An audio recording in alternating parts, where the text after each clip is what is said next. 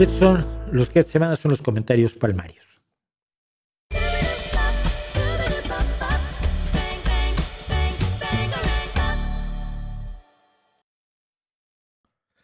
Bueno, pues decíamos, tenemos los comentarios de 2 semanas, así que sin más líos, simplemente vamos a buscar donde tengo las respuestas porque luego no las encuentro, es rarísimo. Aquí está. Y algún día fue comentarios complementarios, ya no sé, mientras rime a mí me vale, pero bueno, empecemos. Y está en sentido, en orden cronológico inverso. Esto fue apenas hace unas horas. Alejandro Patrón Martínez, 7294, me pregunta, ¿tiene pruebas de los secuestros de niños de parte del ejército ruso? Y esto es de las cosas que mucha gente te pregunta como siendo prorruso, pero que no se les note.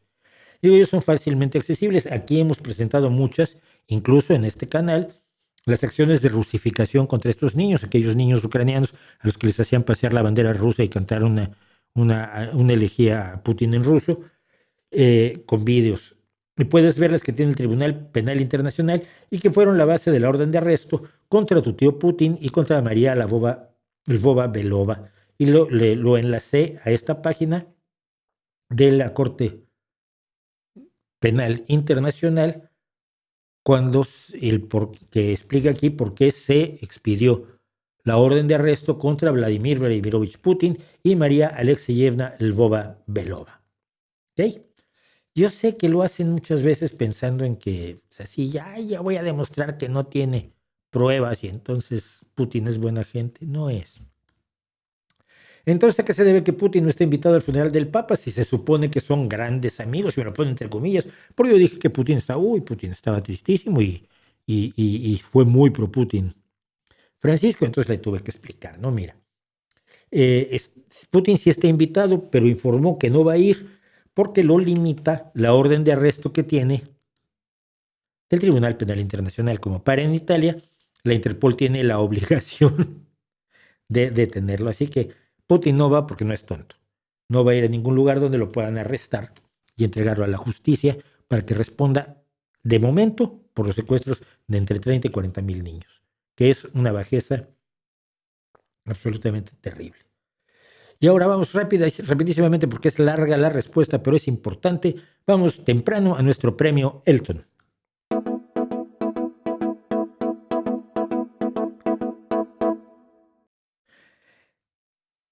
Que no sé si es el premio Elton o el premio Elma el premio el más malevolente de todos. Escuela Raima Uni. También es triste vivir una vida en la que haya cero o nulas experiencias trascendentales, o sea, la tuya. Dedicarte a criticar a esos seres que sí han logrado cosas te hace quedar peor a ti. Y digo eso porque desenmascaraba yo al gurú el Sadhguru. Y entonces le contesté, mi caso es fenomenalmente feliz. Triste es tu caso y el de tus corifeos y correligionarios. A ustedes no les basta el amor, los hijos, la solidaridad, la bondad, las artes plásticas, la música, la amistad, los amaneceres y atardeceres, las flores, los perritos, el sexo y cosas así como experiencias trascendentales. Siendo reales, siendo cosas que están a nuestro alcance y que son enormemente satisfactorias. No, ustedes tienen que buscar embustes para vivir una falsa trascendencia fantasiosa, incierta y de postureo. Y en tu caso, Verónica, te dedicas a convencer a la gente de que todas esas cosas no valen y te pones a sacarles dinero contándoles tu trascendencia imaginaria y sacándoles dinero con patrañas como la formación de terapeutas holísticos, la psicoespiritualidad y el método sistémico somático, embuste de salud con el que puedes matar a inocentes y demás embustes que mercas y que todos deberían darte vergüenza. Ponte a trabajar. Sí, estuve viendo quién era. Pablo 450A dice, hay un vídeo circulando por ahí de Kurzgesagt que habla de la inteligencia artificial como una superinteligencia que nos podría llevar a la extinción. ¿Qué piensa usted de eso? Y voy a tratar de explicarlo otra vez. Le respondí que es una estupidez. La inteligencia artificial no tiene deseos, ambiciones, pasiones, moral, esperanzas, ni ninguna de las cosas que mueven a los genocidas y a los tiranos. lo que hacen es vender miedo. Para que Skynet quiera apoderarse del mundo, debe querer apoderarse del mundo, debe tener el sentimiento de superioridad que da el ser poderoso, el vencer a tus adversarios, el mandar y que te obedezcan, el que te digan que eres lo más simpático, lo más guapo y lo más interesante que ha surgido de vientre materno en la historia de la humanidad. Todas esas cosas que nos hacen humanos y que no tienen una inteligencia artificial. ¿Por qué va a querer extinguirnos? No le importa nada, carece del concepto de le importa, del concepto quiero, del concepto deseo, del concepto me gusta, del concepto no me gusta. Puede simularlo porque es un modelo de lenguaje grande que junta palabras de acuerdo a la lógica que ha visto que se usa, aprendiendo precisamente en un modelo grande. Por eso la llaman la cacatúa estocástica, porque se dedica a juntar palabras que se supone que juntas significarán algo porque significan en los textos que ha leído, pero porque no sabe lo que significan, ni mucho menos lo asume con la emocionalidad normal de un ser vivo. Me parece un embuste gordo. Dice Jorge Sarias 4926. Señor Mauricio, he escuchado en varias ocasiones que Beethoven compuso la novena sinfonía totalmente sordo, solamente imaginando la melodía y escribiendo las notas musicales en las partituras. Sé que era un genio, pero entiendo que las leyendas populares pueden ensalzar más de lo debido a una persona y eso ha pasado muchas veces. Por eso me gustaría preguntarle, ¿es verdad esa historia de Beethoven o es una leyenda popular? Dice otras cosas, pero para no, es lo mismo. Entonces digo, lo investigamos. Ahora se piensa que Beethoven nunca estuvo totalmente sordo, pero casi. En el estreno de la novena, y esta historia está más que comprobada con testigos, él trató de seguir el estreno con la partitura y estaba sentado en el escenario de espaldas al público, con el director aquí, el cuarteto de voces, la orquesta y el coro. Y estaba tratando de oír algo para ver si estaba siguiendo su partitura. Y cuando terminó la novena, la soprano, y existe el nombre de la soprano, por supuesto, tuvo que ir hasta donde estaba Beethoven, lo hizo ponerse de pie y lo giró para que viera que el teatro se estaba cayendo, se había estrenado una de las obras más gloriosas de la historia de la música. Porque él no oía la ovación. O si la oía tan lejanísimamente que no se imaginaba que aquello fuera que la gente estaba verdaderamente perdiendo todo por haber oído la maravilla que es la novena. Pero le digo, muchos compositores trabajan escribiendo la partitura sin tener un instrumento a mano, imaginando melodías y armonías sin duda alguna, y el timbre de los distintos instrumentos y cómo se conjugan. Hay una escena en Amadeus que dicen que es cierta, de Mozart escribiendo música mientras juega en una mesa de billar, lanzando y recogiendo una pelota. Tiene música en la cabeza. Y los grandes músicos tienen la música en la cabeza, ¿no? Es como cuando, y no me refiero solo a los clásicos, me refiero cuando despertó soñando una melodía Paul McCartney y como no sabía qué era, pues le puso huevos revueltos porque él soñaba Scrambled Eggs. Ya luego fue Yesterday, pero lo primero que le puso fue Scrambled Eggs, porque la melodía la tenía en la cabeza sin haber tenido ni el piano ni la guitarra para componerla. En el caso de Beethoven, según el musicólogo Theodor Albrecht, Beethoven estaba lo bastante sordo como para haber perdido del todo muchos registros que sin embargo escribió en la novela, como los agudos de los pícolos, porque hay pícolos en la novena, o los ataques de los contrabajos y los fagots, que también escribió sin poderlos ya oír. Así que, pues ahí va, está la respuesta. Hay comentarios que son interesantes, ¿no? J. Maldonate 6320 dice, pues prefiero en esta vida y en 1000 siguientes ser colonia de España antes que de la corona británica. Nada más ver cómo es la India hoy en día. La India no había esclavos, ni marcas a fuego. Pero bueno, le contesté. Igual influye que América se independizó en la primera mitad del siglo XIX y la India se independizó en 1947. Igual influye que la colonia británica duró 100 años y la española 300. Y que la India no fue objeto de una conversión religiosa masiva obligatoria. O que su cultura y tradiciones y religiones son totalmente distintas de las que tenían los americanos en el siglo XVI. y cosas así. Porque no creerás de verdad que la única diferencia entre la India, país que lanza naves al espacio, y América, continente varado en el pasado, es quién los colonizó. ¿O sí? Dice José Alfredo González, 17-18. Soy católico y jamás he visto que esta religión esté buscando crecer en adeptos. No le interesa eso. Y si hay algunos que lo hagan es por carecer, conocerla mejor. Le digo yo, o sea, de verdad, ¿no sabes nada de las misiones, los misioneros y cosas así? Asombroso. Y no sabes que la iglesia se fundamenta en la consigna que supuestamente dio Cristo, Marcos 16:15. Y les dijo, id por el mundo y predicad el evangelio a toda criatura. Y está una cosa llamada la Biblia, donde también el Evangelio según San Mateo 28:19 ordena, por tanto, id y haced discípulos a todas las naciones. ¿Es católico y no sabes esto? Alucina. Y sigo.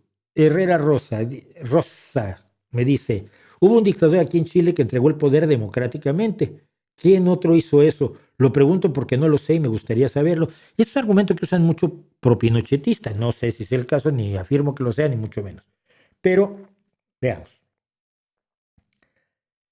Muchos más. Por ejemplo, Joaquín Chissano de Mozambique, Chondu Juan de Corea del Sur, Joao Figueiredo de Brasil, los sandinistas en Nicaragua en 1984, la dictadura argentina que comenzó con Videla o Julius Nyerere en Tanzania. Sin embargo, y esto hay que decirlo, ninguno de ellos estuvo bajo la presión internacional de retirarse tanto como Pinochet. Su proyecto era permanecer en el poder. De hecho, en la noche del referéndum por el no, se decía que estuvo pensando en darse el autogolpe de Estado y desconocer el resultado del referéndum. Incluso quienes lo habían puesto, Estados Unidos y el Reino Unido, le exigieron el plebiscito porque dejó de convenirles ante la debacle soviética en Afganistán y la política de glasnost de Gorbachev. La de Pinochet era la última dictadura relevante de la Guerra Fría y por lo tanto ya era inservible. Lo obligaron al plebiscito sabiendo que iba a perder y le prometieron inmunidad. Inmunidad para la cual Margaret Thatcher llegó a la ignominia absoluta de protegerlo y darle albergue para evitar que fuera llevado a la justicia. Fue el trato que se hizo con Pinochet, no hay más. Tenemos un comentario para el que no tuve respuesta, pero van a ver por qué es importante. Carla Siguaraya Salas Zambrano 9114 dice, estoy de acuerdo. Era lo que yo hablaba sobre el tema de el retraso de los indígenas que tanto le gusta a los que no son indígenas, pero se sienten los salvadores de los indígenas. Y dice Carla, estoy de acuerdo, los indígenas requerimos acceder a lo mismo que todos, educación, salud, electricidad, internet, agua, desagüe, vivienda, maquinaria y fertilizantes para la agricultura. Cuidado, hay políticas de Estado, Perú, de enfoque intercultural, revísenlo, donde se pretende que nos quedemos en el pasado, usando la chaquitaquia, viviendo en nuestras chocitas. Cuidado, yo también valoro mi cultura, mi música, etcétera. Me pongo polleras, pero cuando me da la gana y ya cuando me da la gana. Y sigo siendo indígena y espero que todos accedan mínimamente a todos los beneficios de la modernidad. Mi respuesta, le puse un me gusta. No tengo más que decir. Y cuando hablan los indígenas sobre los indígenas, yo me callo. Hola Mauricio, este va a tomar tiempo, pero probablemente incluso lo publique yo independiente, en un corto independiente, porque me parece muy importante. Julio César Vázquez, 7074, me dice, hola Mauricio, no sé cómo exponer mi caso, pido disculpas si no logro darme a entender. En mi país los colegios son muy caros, sean católicos o protestantes, y claro, mi hijo va a una escuela pública. Según la Constitución, la enseñanza debe ser laica, pero lamentablemente no lo es. Mi hijo ya sabe que hay un Jesús y su papá tiene mayores poderes. Sabe orar y recientemente un pollito estaba muerto después de que se le metió debajo de una olla metálica, la cual mi mujer golpeó. Logró volver a estar consciente el pollito. Y mi hijo pidió a Dios. En ese evento creyó que Dios hizo el milagro. Pero no sé qué decirle, no quiero adoctrinar a mi hijo. Estoy hecho un nudo. Si podés, me haces el favor de darme tu opinión. Gracias y un fuerte abrazo desde El Salvador. Respondo. ¿No quieres adoctrinar a tu hijo y por eso permitirás que otros lo adoctrinen? No lo entiendo. Yo creo, ojo, solo es una opinión, que el trabajo de un padre es darle a un hijo las mejores armas, y pocas armas tan buenas como un pensamiento crítico que desafíe con razón, lógica y bondad las patrañas supersticiosas. Si yo fuera tú, que no lo soy, le explicaría que están cantándole uno de miles de mitos sobre los cuales nadie tiene pruebas. Dioses en los que mucha gente cree y por los que mata por creer ciegamente en vez de pensar. Y lo expondría, como yo he hecho con mis hijos, a las contradicciones, paradojas y maldad de la religión, en este caso, la cristiana. No es indoctrinación, es información, es educación, es facultarlo para enfrentar lo que otros le cuentan. No le pidas que te crea. Llévalo a que piense, a que cuestione, a que se ría de lo risible y se moleste por las barbaridades de esa Biblia en la que la gente cree. Cuéntale completo el cuento de la religión, de acuerdo a su edad, en lugar de dejar que otros le cuenten parte y con intención de engancharlo como quien da droga para luego venderla. Si sabemos que la religión es droga mental, nuestra responsabilidad es proteger a nuestros hijos, creo yo. Y seguimos.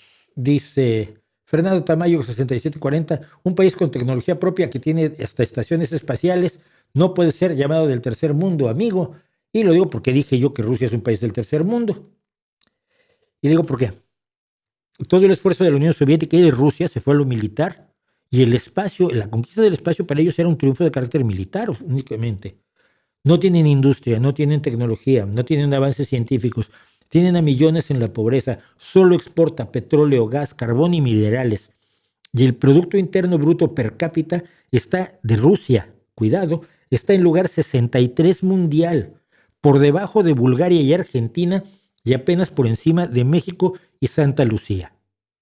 Son un país del tercer mundo con armas nucleares como Pakistán y con programa espacial como la India. Edgar Daniel Gutiérrez me dice, y esto es, lo elegí porque creo que es importante la respuesta. Dice, las cifras que dices billions y trillions no son en inglés, son en estadounidense. Solo allí en Estados Unidos significan billions, miles de millones, y trillions, billones respectivamente. Y le tuve que explicar. Lo siento, pero no. Tanto el diccionario Oxford como el Cambridge definen billion como 1 por 10 a la 9, o sea, miles de millones, un 1 con 9 ceros. La explicación, en 1975, hace 50 añitos, el canciller Dennis Healey del Reino Unido anunció que la tesorería británica adoptaría el billion estadounidense a partir de entonces. Estás 50 años atrasado. Efectivamente, billion tanto en Reino Unido como en Estados Unidos, billion son miles de millones y trillion son billones, es decir, un 1 con 12 ceros, 1.000.000 millones. Carla Siguaraya Sala Zambrano, 9114, vuelve, pero con una pregunta distinta. ¿Ser marxistas es querer matar gente? Creo que estás exagerando. Y digo, te remito al manifiesto del Partido Comunista, en el penúltimo párrafo del manifiesto, cuando, habiendo ya afirmado que a la burguesía se le derroca por la violencia en el capítulo Proletarios y Burgueses, el manifiesto establece: los comunistas no tienen por qué guardar encubiertas sus ideas e intenciones. Abiertamente declaran que sus objetivos solo pueden alcanzarse derrocando por la violencia todo el orden social existente. Yo no hago las noticias, solo informo de ellas. Y yo conozco marxistas que no han leído el manifiesto, que se creen marxistas. Y a mí me enseñaron muchísimo, más marxismo del que quería haber aprendido, sobre todo en la universidad, sobre todo en la facultad, en la Escuela Nacional de Antropología e Historia. José Vázquez, NW4UU. ¿De dónde saca este señor que el 20% tiene gustos sexuales diversos? Y le digo, de estudios estadísticos realizados por especialistas como estos. Esos datos los saqué de la encuesta global en 27 países sobre la comunidad LGBT y el orgullo de 2021, organizado por Ipsos, que es una compañía de encuestas que está considerada con enorme seriedad. Así que, pues de ahí lo saqué. Luego la gente cree que me invento las cosas. Esto es muy peligroso. O sea, si me he ganado alguna credibilidad, Es porque nunca suelto nada sin fuentes. Y finalmente Fabricio Cichelli, o algo así, Cichelli, no sé cómo se pronuncia, 92-63. Durante los gobiernos de Perón hubo un congreso con oposición y oligarquía que estaba en su contra y no fueron llevados a la cárcel ni campos de concentración. Esto porque hay muchos que están muy molestos conmigo porque he dicho que Perón era un dictador. Explico. Perón participó de un golpe de Estado, gobernaba por decreto, cazaba opositores, fusiló a trabajadores que hicieron huelga, llenó a Argentina de nazis, está acusado de genocidio, convirtió la educación en indoctrinación, desapareció periodistas, modificó la Constitución a capricho, persiguió y desapareció a opositores, controló los medios de comunicación y promovió un culto a la personalidad stalin-hitleriano. Creo que califica de dictador, podría estar equivocado.